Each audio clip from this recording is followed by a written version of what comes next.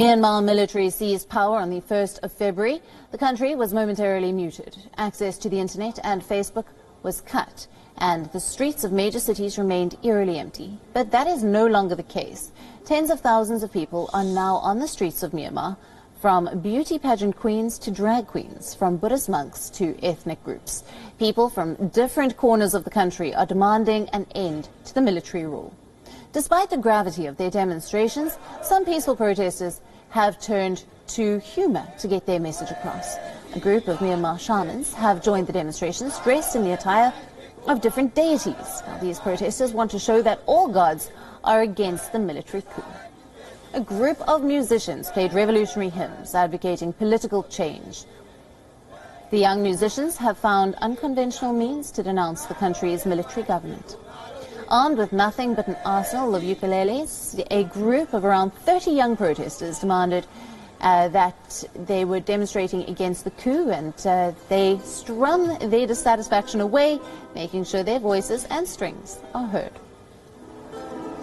People from multi-ethnic groups joined in as others gathered across the country for the 5th straight day.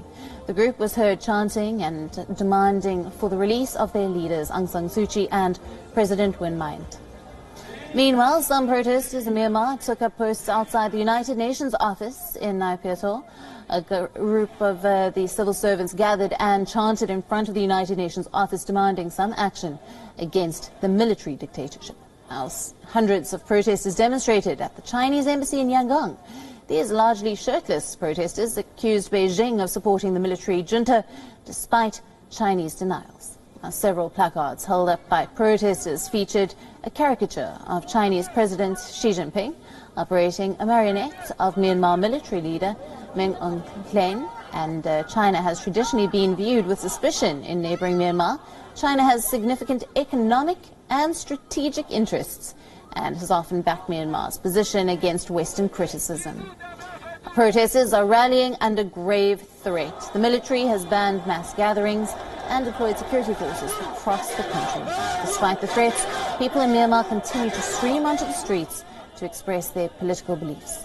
Many are also showcasing their views with eye-catching signs and installations with common refrains: "No to military rule.